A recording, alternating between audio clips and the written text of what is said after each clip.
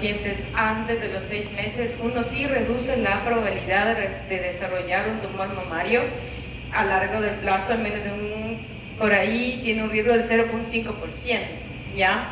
Pero hay ciertas razas que están descritas, sobre todo en pacientes de raza o de talla grande, como un Rottweiler. Si uno lo esteriliza antes de los 6 meses, es decir, que uno corta el ciclo de toda su parte hormonal, puede desarrollar a lo largo del tiempo una ruptura de ligamentos a nivel de su rodilla. Entonces hay muchos pacientes que tienen ruptura de ligamento cruzado a largo plazo, ¿sí? Entonces hay cierto tipo de razas que está descrito en donde uno sí debe explicar al tutor cuando vienen de cachorritos o tienen una raza grande, que hay que poner como en una balanza. En realidad sí que vamos a cuidar con la esterilización el hecho de que no haya un tumor mamario a largo plazo, pero también cuidar que ese paciente tiene que llegar a un desarrollo hormonal, es decir, probablemente pasado el año, y lo podemos esterilizar, ¿okay? Hay cierto tipo de patologías y están descritos que hay otro tipo de enfermedades concomitantes relacionadas con la parte hormonal. Entonces la regla es esto de que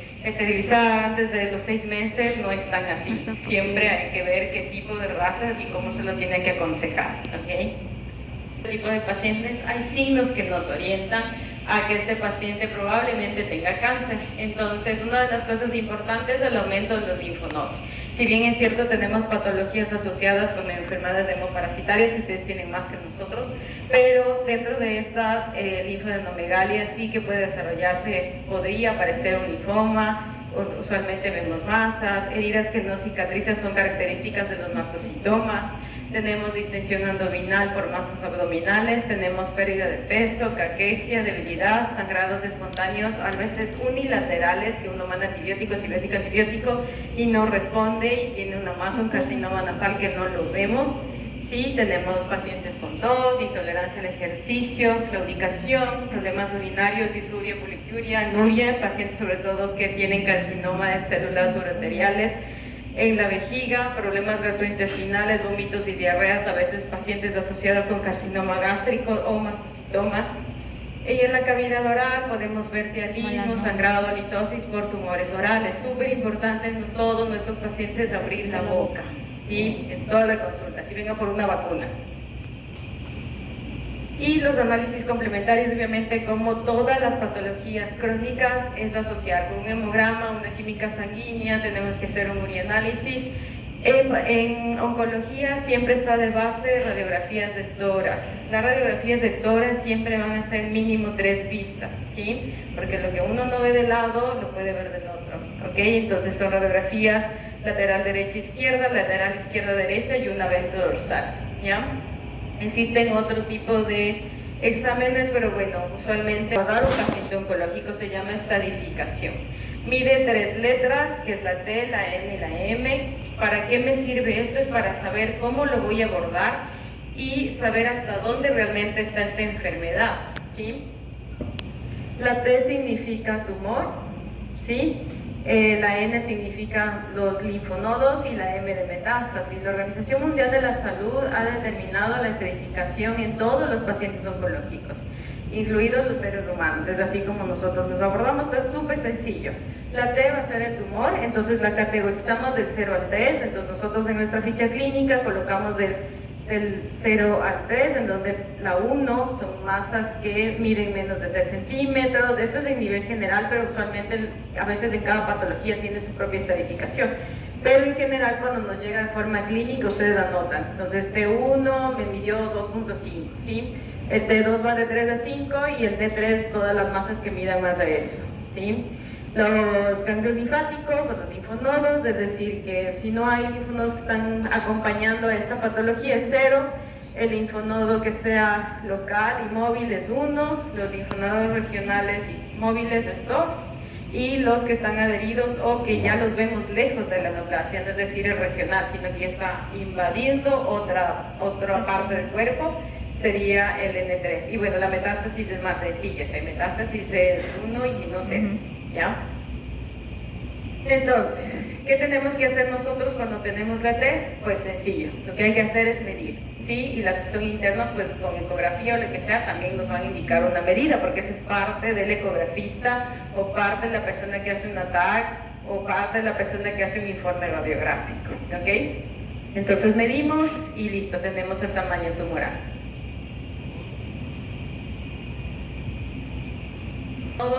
Y metástasis cero, ¿ok? Este es un carcinoma, ¿ok? Este mide obviamente entre más de 3, también hay que abordarlos, es decir, también los vamos a medir, ¿ok? Entonces vemos el tumor primario, se me ocurre, está en la rodilla, yo voy a recordar la parte anatómica, donde está mi linfonodo regional, lo palpo, y sobre todo vamos a hablar la parte de la a donde irriga cada sector del cuerpo, y si vemos que no lo tengo positivo o no está reactivo, pues vamos a la parte abdominal, ¿ok? De todas formas lo vamos a medir y también lo vamos a punzar, ¿ya? Aquí está. Entonces, importantísimo el drenaje linfático. Entonces, cada vez que nosotros tenemos una masa, es importante saber a dónde drena, porque uno dice, bueno, tengo un tumor en la zona de la parte del tarso, en esta parte de aquí. Si me ven en esta flechita, la esquina aquí del talón, la parte amarilla, ¿sí? Entonces uno lo ve ahí y dice, bueno, ahí la zona del popliteo, uno le palpa y no está positivo, ¿ok? Entonces no siempre drena donde uno lo piensa, sino que uno lo tiene que palpar. Entonces a veces si nosotros tenemos masas en ese sitio y son altamente malignas, el linfonodo al que va a estar aumentado es el inguinal, ¿ya? Entonces por eso es súper importante saber a dónde es el drenaje linfático. Y masas que están detrás de la zona perianal, en el 7, este lila de acá, cuando nosotros vemos estas masas que están localizadas alrededor del ano y tienen una característica fea y dice, bueno, los popliteos no están aumentados, los inguinales tampoco, y uno dice, bueno, es un TNC. Y no es así, estos linfonodos, estas masas drenan a la parte de los ilíacos internos. Entonces, ¿cómo vamos a saber si este linfonodo está tomado? Es por medio de una ecografía. No existe otra forma de determinar si ese linfonodo está aumentado o no, ¿ok? Por eso es importante saber a dónde drena, para que no se nos escape la metástasis. Vamos. Entonces, dentro de toda la parte de los linfonodos, bueno, aquí nos están hablando acerca del mapa, un mapeo de la zona del cuello. La parte del cráneo es muy difícil valorarla.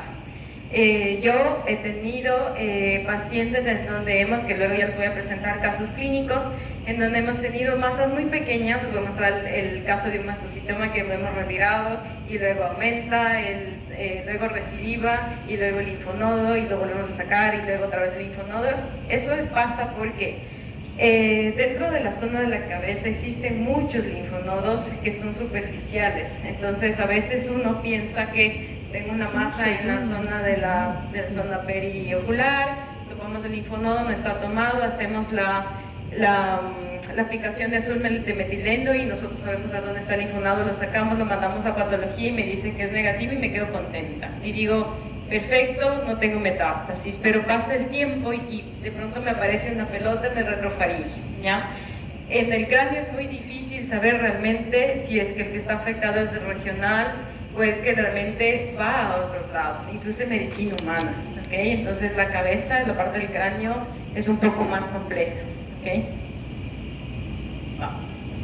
Bueno, lo que les hablaba un poco acerca de los linfonodos, ahí estamos con nuestras metástasis. La metástasis es un poco más sencilla porque obviamente dentro de un paciente oncológico la base son radiografías de tórax, laterales y una ventral-dorsal, y simplemente esto es positivo o negativo o metástasis abdominal también, ¿ok? Ahí está, ecografía, tomografía, aquí. La aproximación diagnóstica siempre de todo tumor es la citología, ustedes la pueden realizar, es algo que ustedes de cajón lo tienen que hacer en su clínica e ir aprendiendo de a poco a saber qué tipo de células ustedes tienen o presenta este tipo de tumor. Entonces, usualmente les voy a decir lo que yo hago, ocupo yo agujas pequeñas, usualmente la 25, la 27, son agujas delgadas, con una jeringa de 5. Casi que yo no hago una PAP, que es la PAP significa punción, aspiración con aguja fina, y usualmente la otra es la PAP, que es la punción, aspiración, ¿sí? Usualmente yo no la hago acoplada a la jeringa, la hago con aguja delgada porque la mayoría de masas están muy vascularizadas y a veces cuando uno las jala, a veces rompe las células, es lo que a mí me ha funcionado, pero hay médicos que solo hacen punción con aspiración, con acoplación a la jeringa, pero usualmente yo las hago así, agarro la aguja, voy al lugar, hago cierto tipo de movimientos y luego acoplo la jeringa y la paso hacia el portaobjetos. Me gusta más trabajar así. Si es que tengo masas más duras, de esas que uno las palpa y piensa que es un sarcoma, así súper pegadas al músculo, capaz en ese sí ocupo una aguja más gruesa y tal vez ahí sí hago con un poco de aspiración. Pero usualmente la mayoría que son pequeñas o que uno les palpa y están medias suaves y están vascularizadas, háganlo con una aguja de calibre más delgado para que no les sangre mucho, porque uno extiende y lo único que ve es sangre, ¿ya? Entonces, vamos a hablar de los tipos celulares. Es importante que ustedes sepan tres cosas. La distribución celular es que se dividen en tres tipos. Las epiteliales, vamos con las mesenquimales y las de células redondas, ¿ok? Y el melanoma está descrito fuera de esta línea. ¿Por qué? Porque puede parecerse a un tumor de células redondas y puede parecerse también a un tumor de células mesenquimales. Puede estar tan indiferenciado, es decir, que no lo reconocemos y no tiene ni forma. Entonces el melanoma es el único que está fuera de la línea, ¿ok? Entonces acuérdense que hay tres tipos celulares: epiteliales, los de células redondas, los mesenquimales, y el melanoma lo ponemos un poquito acá al lado, ¿ok? Regresamos a los epiteliales. Las epiteliales tienen la característica, apréndanselo así. Las epiteliales usualmente siempre están pegadas y están acopladas en grupos, como que todas están juntitas, ¿ya? Eso es súper fácil de verlas y las características obviamente de malignidad como en todas las otras células. Y acuérdense de las epiteliales, que son todos los carcinomas en realidad, ¿ya? Son tipos tumorales que están en las zonas epiteliales y también en órganos internos como el hígado. Puede tener un carcinoma hepático, puede tener un carcinoma gástrico, puedo tener un carcinoma de células escamosas, ¿ok? Entonces, pero estas siempre, llévense de aquí en adelante, que son células que están agrupadas, ¿ya? Las células mesenquimales son células que tienen un citoplasma un poquito alargado, ¿ya? Son como que estuvieran unas puntitas, ¿sí? Esas son, las mesenquimales son tumores que corresponden a los sarcomas, ¿sí? Son tumores más duros de exfoliar, como el osteosarcoma, los sarcomas de tejidos blandos, los fibrosarcoma, etcétera, ¿sí? Son masas duras, ¿ok? Esas son los mesenquimales y exfolian menos que el resto. Entonces, a veces estas que yo les decía que hay que ocupar una aguja un poquito más gruesa para que exfolie. Vamos. Y las células redondas son las más sencillas de diagnosticar. Las células redondas son las únicas, digo yo, que se pueden diagnosticar por citología, si uno tiene un buen ojo y ya está acoplado a la citología. Entonces, dentro de las células redondas tenemos los grupos del TBT, del linfoma, del histiocitoma, del plasmocitoma, tenemos el masto y, como les decía, también puede aparecer un melanoma por ahí, ¿ya? Entonces, cuando nosotros tenemos un tumor de células redondas es un poco más sencillo saber orientarnos con la clínica que es, y son los únicos que sí se puede tratar directamente con una citología, es decir, que ustedes ya lo pueden empezar a tratar, ¿ya? Listo. Pacientes con los sarcomas, cuando no exfolian mucho, nosotros hacemos biopsia de tipo incisional. La biopsia de tipo incisional significa como fuera in situ, es decir, uno toma una muestra con punch y manda al laboratorio una representación netamente del tejido para saber de qué se trata. Y la biopsia excisional significa que tengo una masa, se me ocurre, es una masa cutánea, se mueve, mide menos de 2-3 centímetros y yo lo puedo retirar. Y sé que no voy a tener problemas, hice una citología, no es un mastocitoma que se me va a complicar después si lo saco, y lo puedo retirar, ¿sí? Con un buen margen de seguridad. Son esos tumores que realmente yo tengo mucho espacio, lo puedo retirar y digo, bueno, voy a esperar la biopsia, ¿ok? Pero siempre y cuando ya haya estadificado antes, ¿ok? Es decir, si tengo una masa solitaria en la glándula mamaria y digo, sí la puedo retirar, pero no hice radiografías de tórax. Saco la masa, espero el diagnóstico y me dice que es un tumor de glándula mamaria, un adenocarcinoma grado 3, y cuando recién le voy a decir al tutor que voy a hacer una radiografía porque el tumor es alto y tengo metástasis pulmonar, ¿ok? Entonces, esta toma de decisiones de hacer una biopsia excisional, es decir, retirar la masa que aún está pequeña, hay que hacerlo siempre y cuando lo hayamos estadificado, es decir, tener la seguridad de que el tumor haya sido local, porque no siempre un tumor que mide menos de 3 centímetros es bueno. De hecho, hay un estudio en tumores de glándula mamaria que miden 3 centímetros y tienen un grado de malignidad alto. ¿Okay? Entonces, no siempre todo lo que es pequeño no es bueno, ¿ya?